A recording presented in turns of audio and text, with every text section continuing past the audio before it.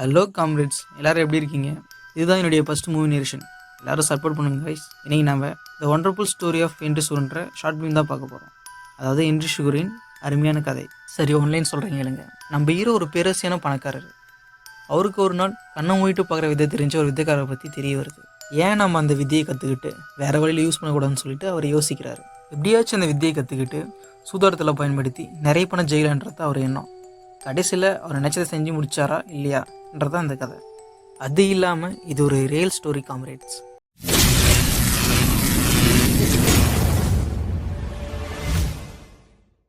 நீங்கள் பார்த்துக்கிறது Miller voice over and நான் அவங்க மில்லர்.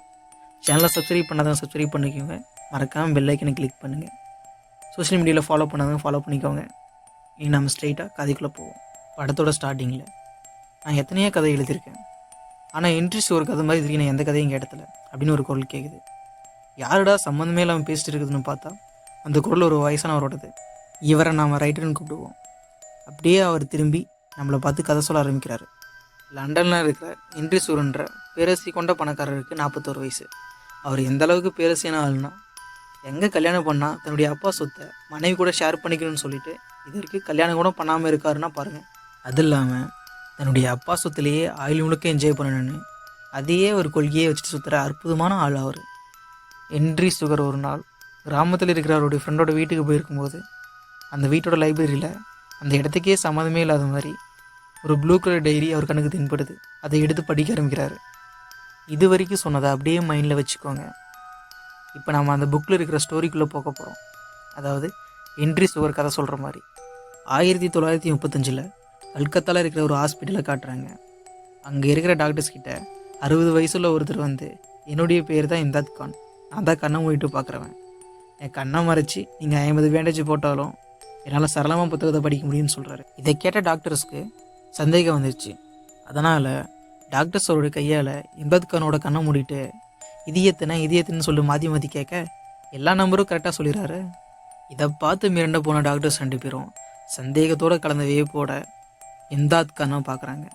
அந்த வித்தைக்காரர் ஒரு சர்க்கஸ் கம்பெனியில் ஊராக போய் கண்ணை மூடிட்டு ஆபத்தான சாகசம்லாம் செஞ்சு வித்தை காட்டி வேலை செய்கிறதாகும். அவர் எந்தெந்த ஊருக்கெல்லாம் போகிறாரோ அந்த ஊரில் இருக்கிற டாக்டர்கிட்ட அவரோட கண்ணை எந்தளவுக்கு மூட முடியுமோ மூட சொல்லிட்டு வரான். ஏன்னா அப்போ தான் அவருடைய ஷோ பார்க்க வர மக்களுக்கு அவர் ஏமாத்தல்னு நம்புவாங்கன்னு சொல்கிறாரு. இதை கேட்டுட்டு இது ஒரு போட்டியை எடுத்துக்கிட்ட டாக்டர்ஸ் 2 பேரும் எப்படி இவர் இனிமேல் கண்ணை மூடிட்டு பார்க்குறாருன்னு மாவும் பேண்டேஜ்னு மாற்றி மாற்றி லேயராக போட்டு மூக்கு மட்டும் விட்டுட்டு முழு மூஞ்சும் கவர் பண்ணிட்டாங்க. அந்த வித்துக்காரர் டாக்டர்ஸ்க்கு நன்றி சொல்லிட்டு மாஸ்க்கு போட்டு மாஸ்கே இல்லாத மாதிரி வேகமாக நடக்க ஆரம்பிச்சிடாரு. அந்த ஹாஸ்பிட்டலை விட்டு வெளியே வந்த அவர் பயங்கர டிராஃபிக் இருக்கிற கல்கத்தா ரோட்டில் கூட அவருடைய சைக்கிள் எடுத்துகிட்டு வரட்டா மாமுன்னு கிளம்பிட்டார். இதை பார்த்த டாக்டரில் ஒருத்தருக்கு எப்படி ஒருத்தரால் கண்ணை கட்டியும் இத்தனை வேலை செய்ய முடியும்னு சொல்லிட்டு தெரிஞ்சுக்க ஆர்வம் வந்துச்சு. அதனால் வேலையே டியூட்டி முடிஞ்ச கையோட அவங்க ஊரில் நடக்கிற சர்க்கஸ்க்கு போகிறாரு. அங்கே பார்த்தா அந்த வித்தைக்காரர் மாஸ்க் போட்டுட்டு ஒரு பையன் தலைமையில் இருக்கிற ஆப்பில் துப்பையால் சுடுறது, தலையில் வாலியை கவுத்துட்டு ஊசியில் நூலை கோக்குறதுன்னு சொல்லிட்டு பருப்பில் வித்தியில் காட்டிகிட்டு இருக்காரு. இதை பார்த்துட்டு இவர் உண்மையிலே ஒரு வித்தைக்காரர் தான் சொல்லிட்டு முடிவு பண்ண டாக்டர் முடிஞ்ச கையோட அவர்கிட்டே போயிட்டு, உங்களுக்கு இந்த திறமை எப்படி வந்துச்சுன்றத கதையை என்கிட்ட சொன்னான். அது ஒரு புக்காக எழுதி ஃபேமஸான பத்திரிகையில் ரிலீஸ் பண்ணுவேன்னு டாக்டர் கேட்க இம்தாத் கானும் அதுக்கு ஓகே சொல்லி கதை சொல்ல ஆரம்பிக்கிறாரு. இந்த இடத்துல யாரும் குழம்பிடாதீங்க. ஃபஸ்ட்டு ரைட்டர் என்ட்ரி சுகரோட கதையை பற்றி சொல்கிறாரு. 2வதாக என்ட்ரி சுகர் டைரியில் இருக்கிற இம்தாத் கான் கதையை பற்றி படிக்கிறாரு. 3வதாக இம்தாத் கான் டாக்டர்கிட்ட எப்படி அவர் இந்த வித்தியை கற்றுக்கிட்டாருன்னு சொல்கிறாரு. அதாவது கதைக்குள்ள கதை. இப்போ இம்தாத் கான் சொல்கிற கதைக்குள்ளே போவோம். நான் 1873 காஷ்மீரில் தான் பிறந்தேன். என்னுடைய ஸ்கூலுக்கு ஒரு நாள் மேஜிக் பண்ணுற ஒருத்தர் வந்தார். அவர் பண்ணுற மேஜிக்லாம் பார்த்து இம்ப்ரெஸ் ஆனா 2 வாரம் கழித்து என்னுடைய 13 வயசில் வீட்டு விட்டு ஓடி வந்து அந்த மேஜிக் பண்ணுறோட கம்பெனியில் சேர்ந்து தொழில் கற்றுக்கிட்டு பஞ்சாப் முழுக்க சுற்றி வந்தேன். அந்த சமயத்தில் தரையிலேருந்து 18 அங்குலம் காற்றுல மிதந்து தியானம் பண்ணுற ஒரு முனிவரை பற்றி நான் கேள்விப்பட்டேன். இதை கேட்டு ரொம்ப ஆர்வமானா அந்த முனிவரை பற்றி விசாரித்து அவர் அடர்ந்த காட்டுக்குள்ளே கங்கை நதியை ஒட்டி இருக்காருன்னு கண்டுபிடிச்சேன். நான் எப்படியோ ஒரு வழியாக அந்த இடத்துக்கு போய் புதருக்கு பின்னாடி ஒளிஞ்சுட்டு பார்க்கும்போது நான் கேள்விப்பட்ட மாதிரியே அந்த முனிவர் தியானம் பண்ணும்போது 18 அங்குலம் காற்றுல மிதக்கிறாரு. தியானத்தை முடிச்சதுக்கப்புறம் ஏதோ விலங்கு தான் அந்த புதருக்கு முன்னாடி இருக்குன்னு சொல்லிட்டு அந்த முனிவர் கல் எடுத்து எறிய அந்த கல் என் காலு மேலே பட்டு காயமானதான் மிச்சம். வலி தாங்காமல் புதர்லேருந்து வெளியே வந்த என்ன, யாரடா நீ புதருக்குள்ளே ஒளிஞ்சிருன்னு சொல்லிட்டு முனிவர் கேட்க, முனிவரி நான் ரொம்ப தூரத்துலேருந்து பயணம் பண்ணி வந்திருக்கேன், என்னை உங்கள் சீட்டனா ஏற்றுக்கோங்க அப்படின்னு நானும் கேட்டேன். அதுக்கு அந்த முனிவர், நேரம் உனக்கு அடிப்படை இருந்துச்சு, நான் வருத்தப்படுறேன், நான் அதுக்காகலாம் என்னுடைய சீட்டை நான் உனக்கு ஏற்றுக்க முடியும்னு சொல்லிட்டாரு. ஆனால் உன்னை அடிச்சதுக்கு பிராச்சித்தமா என்னால் உனக்கு சில வித்திகளை கற்றுற முடியும்னு சொல்லிட்டு முனிவர் சொல்ல, கல்லால் அடிபட்டாலும் நான் வந்த காரியம் நடக்க போகுதுன்னு சந்தோஷப்பட்டேன். ஒரு பொருள் மேலே மனசை ஒருநிலைப்படுத்தி பார்க்கும்போது அந்த பொருளை நம்மளால் கண்ணை மூடிட்டு பார்க்க முடியும்னு முனிவர் சொன்னார். ஒரு சாதாரண மனிதரால் இந்த வித்தியை கற்றுறதுக்கு குறைஞ்சபட்சம் 20 வருஷமாச்சும் ஆகணும். ஆனால் கோடியில் ஒருத்தருக்கு இந்த வித்தியை ஒரு சில வருஷத்துலேயே கற்றுக்க முடியும்னு சொன்னார். இதை கேட்டேன்னா எப்படியாச்சும் இந்த வித்தியை கற்றுக்கணும்னு அவர் சொன்ன மாதிரியே மெழுகுவர்த்தி வச்சு அது மேலே மனசை ஒருநிலைப்படுத்தி பயிற்சி பண்ண ஆரம்பித்தேன். 5 வருட தீவிர பயிற்சிக்கு அப்புறம் என்னுடைய 34வது வயசில் 1.5 நிமிஷம் மனசை ஒருநிலைப்படுத்தினதுக்கப்புறம் என்னால் கண்ணை மூடிட்டு மெழுகுவர்த்தியை பார்க்க முடிஞ்சுது. அப்புறம் சீட்டு கட்டை வச்சு பயிற்சி பண்ணி பின்னாடி இருக்கிற நம்பரை என்னால் கரெக்டாக சொல்ல முடிஞ்சுது. 8 வருஷத்துக்கு அப்புறம் ஒரு புத்தகத்தையே சரளமாக நான் கண்ணை மூடிட்டு படிக்க ஆரம்பித்தேன். இதுக்கப்புறம் என்ன நடந்ததுன்னு உங்களுக்கே தெரியும். இதோட இம்தாத் கான் டாக்டர்கிட்ட அவருடைய கதையை சொல்லி முடிக்கிறார். இந்த கதையை கேட்ட டாக்டருக்கு இது எப்படி சாத்தியம்னு அறிவியல் பூர்வமாக யோசிக்க ஆரம்பிச்சிடாரு. ஆனால் அவருக்கு எந்த விடையும் கிடைக்கல. இதை பற்றி இன்னும் தெரிஞ்சிக்க ஆசைப்பட்டார் அந்த டாக்டர். இன்னொரு டாக்டரை கூட்டிகிட்டு திரும்பவும் அந்த ஷோவுக்கு போனார். ஆனால் அந்த இடத்துக்கு போனால் தான் தெரியுது இம்தாத் கான் தூங்கிட்டு இருக்கும்போதே ஹார்ட் அட்டாக்ல இறந்துட்டாருன்னு. டாக்டருக்கு சொல்ல முடியாத அளவுக்கு சோகமும் கோபமும் வந்துச்சு. ஆனால் இம்தாத் கான் சொன்ன எல்லா விஷயத்தையும் டாக்டர் அவருடைய டைரியிலே எழுதி வச்சார். இதுதான் இம்தாத் கானோட ஒட்டுமொத்த பதிவு. இதோட இந்த கதை முடியுது. அந்த டாக்டர் எழுதின டைரி தான் என்ட்ரி சுகர் அவருடைய ஃப்ரெண்டு வீட்டுக்கு போயிருக்கும்போது அந்த வீட்டோட லைப்ரரியில் இப்போ என்ட்ரி சுகர் படிச்சுட்டு இருக்காரு. இந்த டைரியை படித்த என்ட்ரி சுகருக்கு தலையில் உடனே ஒரு பல்ப் எரியுது. உடனே அந்த டைரி எடுத்துகிட்டு எஸ்கேப் ஆகிட்டுறாரு. அந்த டைரியில் இம்தாத் கான் சீட்டு கட்டை வச்சு பயிற்சி பண்ணி பின்னாடி இருக்கிற நம்பரை கரெக்டாக சொன்னது என்ட்ரி சுகரோட மைண்டில் ஓடிட்டே இருந்தது. எப்படியாச்சும் இந்த விதியை கற்றுக்கிட்டு இந்த விதியை சூதாட்டத்தில் பயன்படுத்தி நிறைய படத்தை ஜெயிக்கலான்றது தான் என்ட்ரி சுகரோட எண்ணம். அந்த டைரியில் இம்தாத் கான் மாதிரியே மெழுகுவர்த்தியை வச்சு தீவிர பயிற்சி பண்ண அவர் நம்ப முடியாத வகையில் 1 வருஷத்துலேயே மெழுகுவர்த்தி மேலே 5 நிமிஷம் மனசை ஒருநிலைப்படுத்துறது மூலமாக அவரால் கண்ணை மூடிட்டு பார்க்க முடிஞ்சுது. அப்புறம் சீட்டு கட்டை வச்சு பயிற்சி பண்ண அவர் 4 நிமிஷத்தில் பின்னாடி இருக்கிற நம்பரை கரெக்டாக சொன்னார். கேசினோவை பொறுத்த வரைக்கும் 5 செகண்டில் சீட்டுக்கு பின்னாடி இருக்கிற நம்பரை கண்டுபிடிச்சாதான் இந்த வித்தியை எடுபடுன்னு அவருக்கு தெரியும்.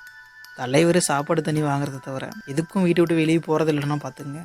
3 வருட இடைவிடாத பயிற்சிக்கு அப்புறம் அவரால் பின்னாடி இருக்கிற நம்பரை 5 செகண்டில் கரெக்டாக சொல்ல முடிஞ்சது.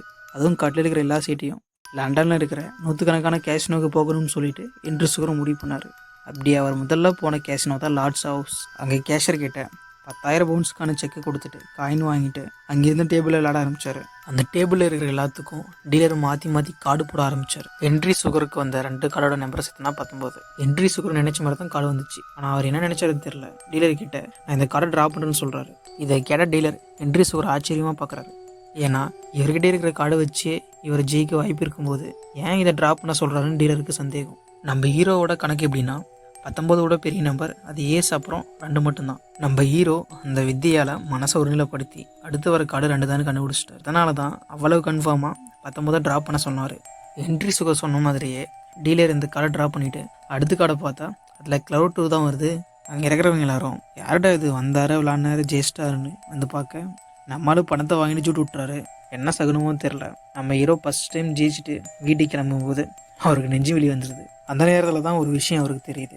அவர் மனசை ஒருநிலைப்படுத்தினா பொருள் மட்டும் இல்லை, அதில் உறுப்புகளே அவரால் பார்க்க முடியும்னு. எந்த அளவுக்கு அவரால் பார்க்க முடியும்னா இதயத்துக்கு போகிற ரத்த குழாயில் ஒரு அடைப்பு இருக்கிறத அவர் கண்டுபிடிக்கிறாரு. நம்ம ஹீரோவுக்கு தெரியும் எப்படியும் அவர் சில வருஷத்தில் செத்துருவார்னு. வாழ்க்கையில் முறை அவர் கை நிறைய காசு இருந்தோம் அவரால் சந்தோஷமாக இருக்க முடியல. திடீர்னு என்ன நினச்சாருன்னு தெரில. கையில் இருந்த காசு எல்லாத்தையும் பால்கனியில் நின்று ரோட்டில் வீச ஆரம்பித்தார். அவர் வீசின பணத்தை மக்கள் எடுக்க போய் ரோட்டில் பெரிய டிராஃபிக் ஜாமே ஆகிடுச்சு. இவரால் தான் டிராஃபிக் ஜாம் ஆச்சு.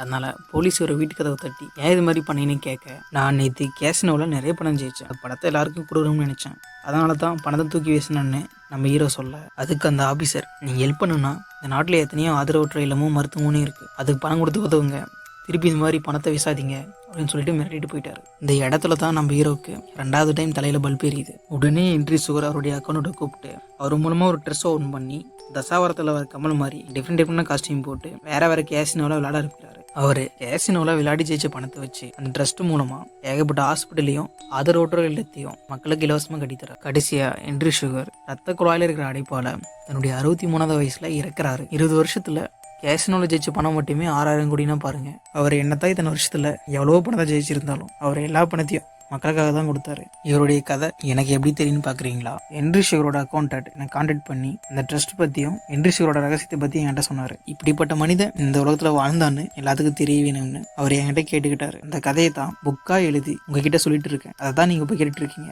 இப்படி ரைட்டர் ஒரு வழியே நம்ம கிட்ட ஹென்றி ஷுகரோட கதையை சொல்லி முடிக்கிறாரு. காம்ரேட்ஸ், இது ஒரு சிக்கலான கதை தான். என்னால் முடிஞ்ச அளவுக்கு உங்களுக்கு புரியும் மாதிரி சொல்லியிருக்கேன். And once again, this is Miller voice over and நான் உங்கள் மில்லர். இந்த வீடியோ உங்களுக்கு பிடிச்சிருந்தா லைக் பண்ணுங்கள், சப்ஸ்கிரைப் பண்ணுங்கள், மறக்காமல் பெல் ஐக்கனை கிளிக் பண்ணுங்கள். சோஷியல் மீடியாவில் ஃபாலோ பண்ணதுங்க ஃபாலோ பண்ணிக்கோங்க.